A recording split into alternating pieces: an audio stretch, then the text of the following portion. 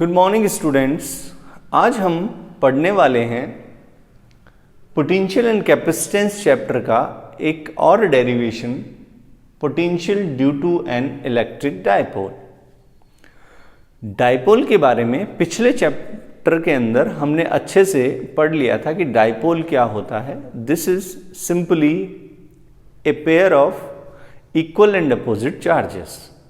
तो हम यहाँ कह रहे हैं इलेक्ट्रिक डायपोल हमने समझ लिया था, और क्या क्या चीज़ें समझी थी एक छोटा सा रिवीजन करेंगे। उससे पहले एक टॉपिक पढ़ना जरूरी है इस डेरिवेशन को करने के लिए, जो पिछले चैप्टर में भी हमने किया था, इस चैप्टर में भी हम हर क्वांटिटी के लिए करते आ रहे हैं। तो इसलिए मैं यहाँ पर कुछ सुपरपोजिशन प्रिंसिपल को एक्सप्लेन कर दूँ फॉर द पोटेंशियल। मान लीजिए हमें पता है कि भाई कोई चार्ज है, उसकी वजह से इस पॉइंट पर पोटेंशियल निकाला जा सकता है, और वो कितना होता है वो हम फाइंड आउट कर चुके हैं। मान लीजिए प्लस क्यू चार्ज है और इसकी वजह से इस पॉइंट पर पोटेंशियल निकालना है, तो कल हम इसको निकाल चुके हैं। पॉइंट चार्ज की वजह से पोटेंशियल की जो वैल्यू आती है वो आती है 1/4 pi epsilon not Q upon R. R is the distance from the charge to the point P. तो ये हमारे पास डिस्टेंस हो जाएगा कि भाई ये डिस्टेंस है, तो हमारे पास पोटेंशियल इस तरीके से आता है। हमने ये भी देख लिया कि ये कैसी क्वांटिटी है, स्केलर क्वांटिटी है।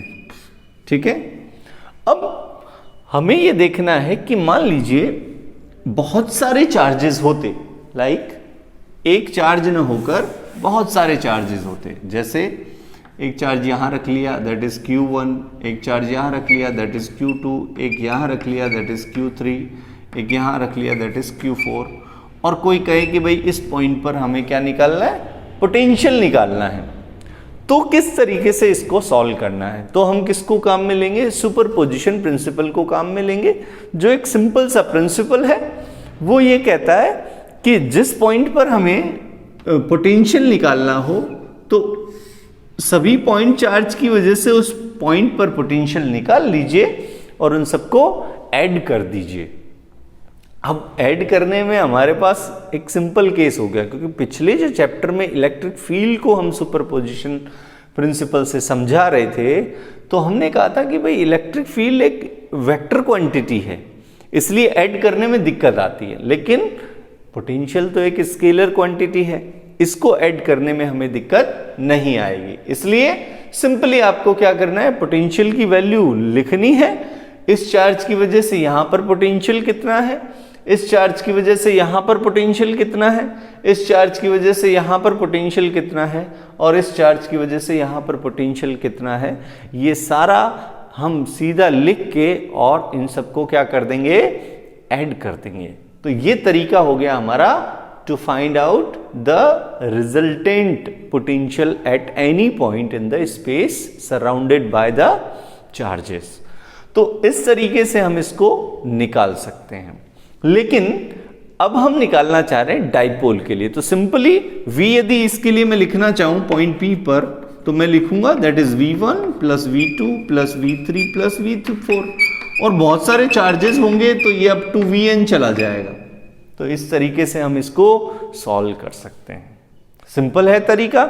तो अब हम इसको यहां पर अप्लाई करके निकालते हैं कि डाइपोल की वजह से पोटेंशियल कितना होता है। ओके, तो पुरानी बातों को भी हम काम में लेंगे, पुराने कंसेप्ट को भी हम काम में लेते हुए इसको सॉल्व करेंगे। तो सिंपली सबसे पहले मैं क्या करता हूं, एक डायग्राम बना देता हूं डाइपोल का। एक डाइपोल का डायग्राम मैंने इस तरीके से बना दिया, छोटा सा डाइपोल लिया है, और मैं कह देता हूं कि ये जो है प्लस क्यू है और this is minus Q. Okay, और कोई पॉइंट हमने ले लिया, सपोज करो यहां पर पॉइंट लिया है P, जहां पर मुझे क्या निकालना है, मुझे निकालना है potential due to this dipole.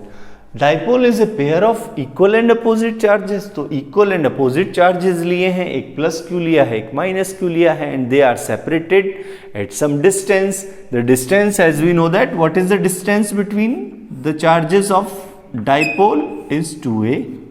Okay, for simplicity this is a ये a हो जाएगा हमारे पास, ये टोटल 2a है। तो and this is the point O। ये पॉइंट कौन सा है? O पॉइंट है। O पॉइंट क्या बताता है हमें? O पॉइंट ये बताता है कि जो भी डिस्टेंस हमने मेजर किए हैं, जहां पर भी इसके लिए फील्ड मेजर करना चाह रहे हैं, जहां पर भी इसके लिए पोटेंशियल मेजर करना चाह रहे हैं, वो डिस्टेंसेस सारे इसी पॉइंट से मेजर होंगे। This the mid point of the dipole and all the distances must be measure by this point.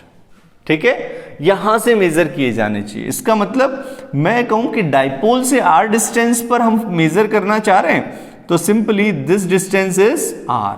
ये डिस्टेंस कितना है? स्मॉल r मैं कह देता हूं, this distance is small r।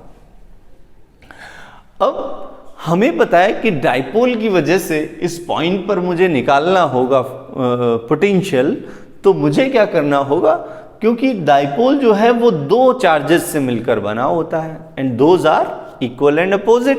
तो मुझे क्या करना होगा, इसकी वजह से यहां फील्ड पोटेंशियल निकालना होगा, इसकी वजह से यहां पोटेंशियल निकालना होगा। And as we know that these are the point charges, that's why we can write the equation or the formula directly from the previous knowledge. So, as we know that due to a point charge at some distance, the V is given by 1 upon 4 pi epsilon naught Q upon R. So, we can write it easily. So, what is to find out and how we will do it?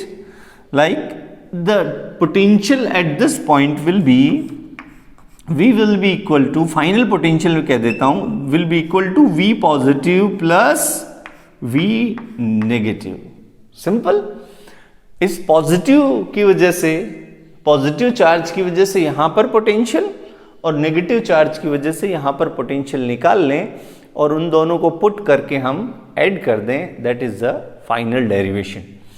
तो हम क्या करेंगे, सबसे पहले V positive निकाल लें। बोले साहब V पॉजिटिव है कितना, इसको ध्यान दें। तो मैं कहूंगा कि V पॉजिटिव का मतलब है कि इस पॉजिटिव चार्ज की वजह से इस पॉइंट पर पोटेंशियल कितना है।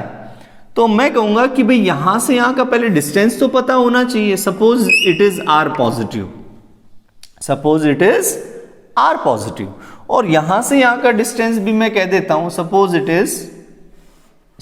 Is r negative. ये तो r पॉजिटिव है और इसको मैं क्या मान लेता हूं, r नेगेटिव। तो मैं कह सकता हूं कि भाई यहां से यहां का जो डिस्टेंस है वो r पॉजिटिव है, इसलिए जब मैं पोटेंशियल लिखूंगा तो मैं लिखूंगा 1 upon 4 pi epsilon naught that is plus Q upon r positive, और for V negative I will write it like 1 upon 4 pi epsilon naught Q upon r negative। Simple. these two equation, number 1 लगा देता हूं, number 2 लगा देता हूं and number 3 लगा देता हूं। इस तरीके से ये 3 इक्वेशन मेरे पास आ गई हैं। इन दोनों इक्वेशंस को मुझे फर्स्ट इक्वेशन में पुट करना है और पुट करते ही हमारा आंसर आ जाएगा। लेकिन इससे पहले मुझे ये याद रखना है कि R पॉजिटिव और R नेगेटिव डिस्टेंसेस जो है वो एप्रोप्रिएट नहीं है, क्योंकि ये हमने नई क्वांटिटी इंट्रोड्यूस करवा दी है। लेकिन डिस्टेंसेस हमेशा किस फॉर्म में दिए जाने चाहिए, R की टर्म्स में दिए जाने चाहिए। इसलिए R पॉजिटिव और R नेगेटिव की वैल्यू सिंपल ट्रिग्नोमेट्री यूज करते हुए हम निकालेंगे। तो किस तरीके से निकालते हैं, देखिए R पॉजिटिव को मैं निकालना चाह रहा हूं तो मैं लिख देता हूं R positive will be equal to, as we know that this distance is R। मैं कहूं यहां पर एक परपेंडिकुलर इस तरीके से खींच देता हूं और यहां पर भी एक परपेंडिकुलर इस तरीके से खींच देता हूं। मैं कह रहा हूं कि बेटा देखिए, if this is theta, theta is the angle, वो देख लेंगे, this is theta, then this will be equal to what, this is a, that will be a cos theta and this will be a sin theta. From here to here the distance is a cos theta, and if this is theta then this is a, then this will also be a cos theta. अब हम देखिए यहां पर कह रहे हैं कि ये यहां से जो डिस्टेंस मेजर किया और यहां से जो डिस्टेंस मेजर किया है वो सेम है।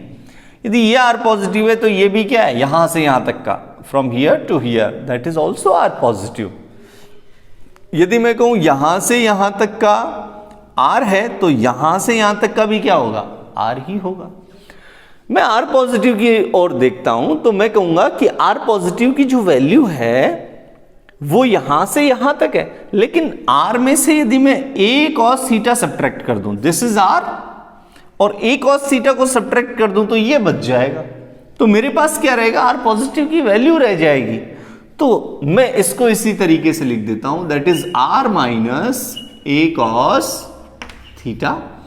और इसी तरीके से मैं देखूं, this is r negative, sorry this is r, और यदि आर नेगेटिव में से, सॉरी आर के अंदर a cos थीटा जोड़ दूं तो आर पॉजिटिव बन जाएगा, आर नेगेटिव बन जाएगा। That will be equal to, देखिए आर नेगेटिव जो है that is equal to r plus a cos theta. तो I can write it r plus a cos theta, a cos theta. इस तरीके से ये वैल्यूज, जब हमारे पास वैल्यूज मिल गई है तो मैं क्या करता हूं, इक्वेशन 1 2 3 को यूज करते हुए इनको सॉल्व कर लेता हूं।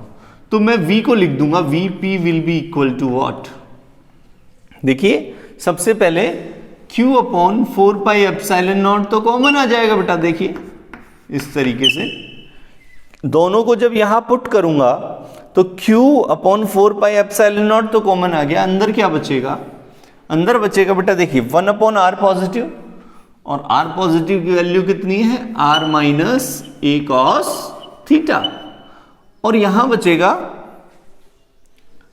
प्लस 1 अपॉन आर, ये तो आर पॉजिटिव हो गया, आर नेगेटिव के लिए मैं लिखूं तो मैं लिख दूंगा बेटा r plus a cos theta.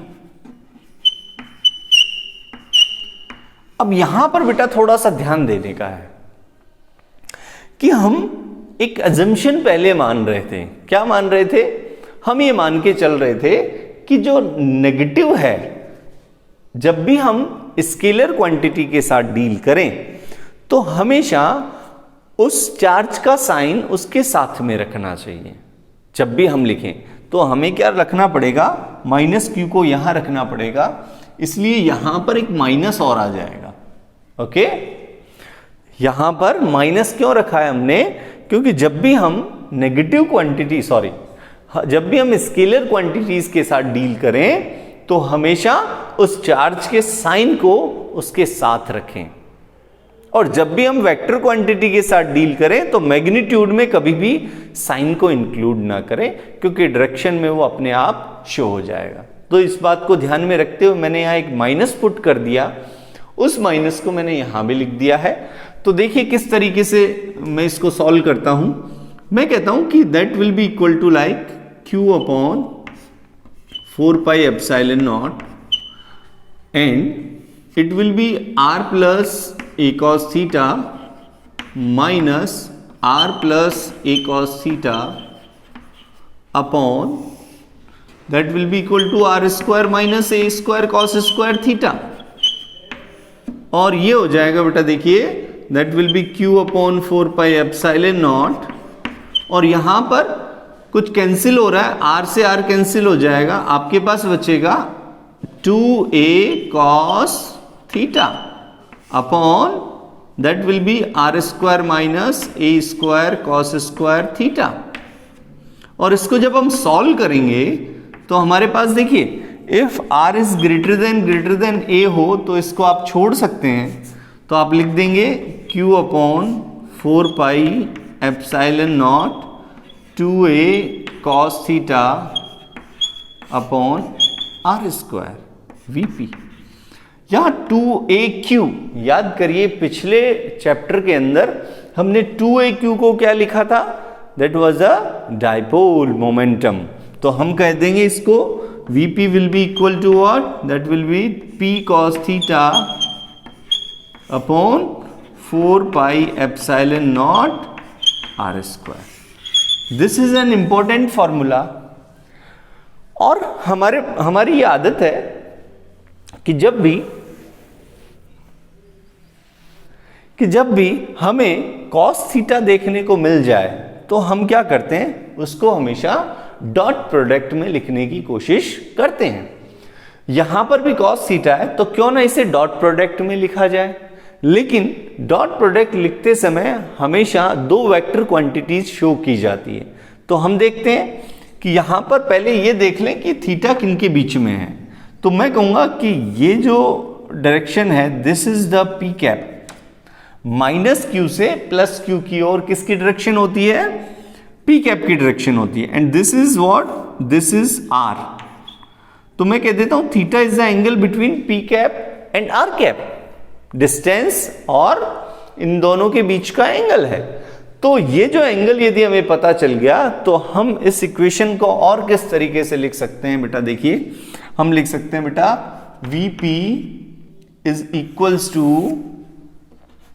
What, P vector, देखिए dot r cap upon 4 pi epsilon naught r square. इस तरीके से आप इसको लिख सकते हो।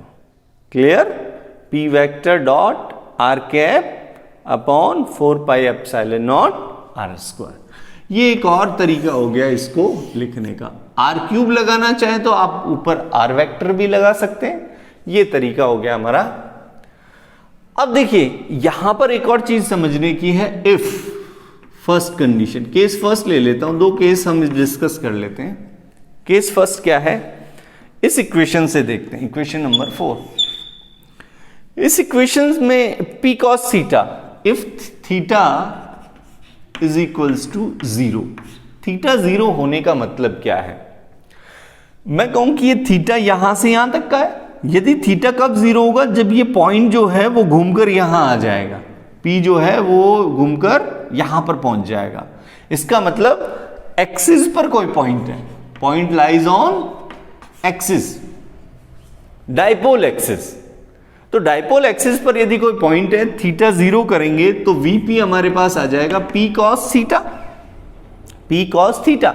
और थीटा की वैल्यू कितनी है, 0, और cos 0 की वैल्यू होती है 1। That's why Vp will be equal to P upon 4 pi epsilon naught r square. Simple.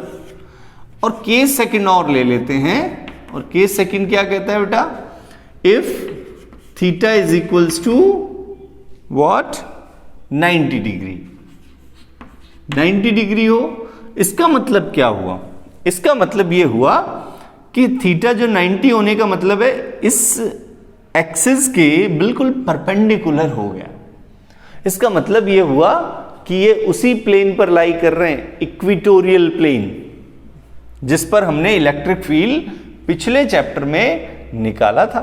तो थीटा इसका मतलब होता है इक्वेटोरियल प्लेन, इक्वेटोरियल प्लेन पर लाई कर रहे हैं पॉइंट्स। ओके, तो केस सेकंड में थीटा 0 होगा तो cos 90 कितना हो जाएगा, सॉरी cos 90 हो जाएगा 0। तो Vp हमारे पास कितना आ जाएगा, सिंपली इट इज 0। इसको कंक्लूड करते हैं तो हम कहते हैं कि भाई यदि मान लीजिए इस तरीके से यहां पर पहुंच रहे हैं आप, इक्वेटोरियल प्लेन पर पहुंच रहे हैं, तो पोटेंशियल की वैल्यू किसी डाइपोल के लिए 0 होती है। और 0 होने का मतलब यह है कि वहां पर रिजल्टेंट पोटेंशियल 0 है। यदि उस पॉइंट पर पोटेंशियल हम मेजर करेंगे तो वो कितना आएगा, 0 आएगा। तो ये तो हमारी हो गई डेरिवेशन एक सिंपल सी। लेकिन इसके साथ ही इसको थोड़ा और हम क्लियर कर लेते हैं। इसको मैं हटा देता हूं, मुझे लगता है ये चीजें आपको समझ में आ गई होंगी।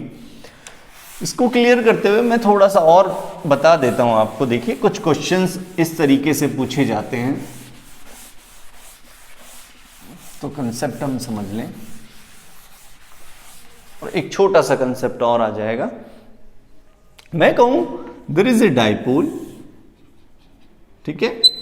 अब मैं कहूंगा कि भाई इक्वेटोरियल प्लेन पर कोई पॉइंट है, this is the equatorial plane. Equatorial plane का मतलब यह है जो इसके सेंटर है डाइपोल का, वहां से एक परपेंडिकुलर प्लेन जो है that is called equatorial plane. और इस पर कोई पॉइंट ले लेता हूं, P पॉइंट ले लिया, this is the point of interest where we want to find out the potential, and this is the dipole, this is plus Q and this is minus Q। अब मैं कहूंगा कि this distance is R, suppose करो इसको हम R1 मान लेते हैं, तो ये भी क्या हो जाएगी, R1 ही हो जाएगी, क्योंकि इक्वेटोरियल प्लेन पर जो पॉइंट होंगे वो दोनों चार्जेस से बिल्कुल सेम डिस्टेंस पर होंगे, means the point lies on equatorial plane are equidistance from positive and negative charge of the dipole. That's why as we know that the potential due to any point charge at some distance is Q upon R। मैं कहूंगा कि भाई देखिए Q upon R जो है, Q is same in magnitude, same है magnitude, opposite जरूर है, लेकिन R दोनों के लिए R1 ही, तो V कितना हो जाएगा 1/4 pi epsilon not Q upon R1। Distance same है, लेकिन ये नेगेटिव, ये तो पॉजिटिव चार्ज था और ये कैसा चार्ज है, नेगेटिव चार्ज है। नेगेटिव चार्ज के लिए हमें याद रखना है क्या लगाना है, एक नेगेटिव का साइन भी इसलिए लगाना है कि वहां चार्ज है, और चार्ज के साथ उसका साइन को एसोसिएट रखेंगे। तो हमारे पास अब टोटल कितना आएगा, इन दोनों को सम करेंगे तो डेफिनेटली इट विल बी 0। जब ये 0 हो जाएगा तो हम कह रहे हैं कि भाई इस इक्वेटोरियल प्लेन पर कोई दूसरा पॉइंट ले लीजिए, P1 ले लीजिए, लेकिन डिस्टेंसेस सेम है, इसलिए इस पॉइंट पर भी पोटेंशियल कितना आएगा, 0। यहां कोई पॉइंट ले लीजिए तो इस पॉइंट पर भी पोटेंशियल कितना आएगा, 0 आएगा। इसका मतलब यह हुआ कि इक्विपोटेंशियल, सॉरी, जो ये इक्वेटोरियल प्लेन जो है उस पर कोई भी पॉइंट हो, उस पर जो रिजल्टेंट पोटेंशियल आता है वो कितना आता है, 0 आता है। So we can say this equatorial plane of a dipole behaves like a equipotential surface, equipotential surface, equipotential surface, equipotential surface की तरह बिहेव करता है। मतलब इस पर पोटेंशियल क्या रहेगा, सेम रहेगा। इसका इस सरफेस पर कोई भी पॉइंट ले लीजिए, उस पॉइंट पर पोटेंशियल जो है वो सेम है, हालांकि यहां पर 0 है लेकिन सेम है। तो ऐसी सरफेसेस जिन पर पोटेंशियल की वैल्यू सेम रहती है, उन पॉइंट्स को हम कहते हैं इक्विपोटेंशियल सरफेसेस। और डाइपोल के लिए इस तरीके की जो सरफेस होगी वो एक क्या होगा, इक्वेटोरियल प्लेन हो सकता है, और भी हो सकती है सरफेसेस, लेकिन इसके लिए इक्विपोटेंशियल सरफेस खींचनी हो तो सिंपली आप इक्वेटोरियल प्लेन खींच दें तो आपके पास इक्विपोटेंशियल सरफेस आ जाएगी। तो ये हमारे पास आज का डेरिवेशन हो गया। इसके साथ ही कल हम करेंगे इसके नेक्स्ट टॉपिक और देखेंगे कि किस तरीके से पोटेंशियल चेंज होता है। इस पर न्यूमेरिकल भी किए जा सकते हैं। एक न्यूमेरिकल हम कल जैसे ही क्लास स्टार्ट होती है उसके साथ न्यूमेरिकल से करेंगे और उस न्यूमेरिकल को समझेंगे। अब लगभग डेली हम आते ही एक छोटा सा न्यूमेरिकल और उसके बाद डेरिवेशन या कंसेप्चुअल क्वेश्चन। जो न्यूमेरिकल्स पिछले नॉलेज पर बेस्ड होंगे, इसलिए जो भी आज का पढ़ाया गया है उस पर बेस्ड कल एक क्वेश्चन होगा। तो आपको वो चीजें जैसे आप मेमोराइज कर लेंगे आज के लेसन को, तो कल जब उसको आप पढ़ेंगे न्यूमेरिकल को, तो वो आपको न्यूमेरिकल भी समझ में आ जाएगा। तो मैंने ये सोचा है कि इस तरीके से यदि आप पढ़ेंगे तो आपके लिए इजी भी रहेगा और उसको मेमोराइज करके उस न्यूमेरिकल को अप्रोच को बढ़ाने में भी हेल्प मिलेगी। तो इसलिए कल सबसे पहले जब क्लास स्टार्ट होगी तो सबसे पहले हम क्या करेंगे, एक न्यूमेरिकल करेंगे और न्यूमेरिकल के बाद में जो अंडरस्टैंडिंग का पोर्शन है, कंसेप्चुअल पोर्शन है और डेरिवेशनल पोर्शन है उस पर जाएंगे। तो इसी तरीके से अब डेली कुछ न्यूमेरिकल्स भी करते रहेंगे तो ये क्लासेस हमारी काम आ जाएगी और हमें इनसे फ़ायदा मिलेगा। For today thanks a lot, me Yogesh Radia signing off for today, thanks a lot.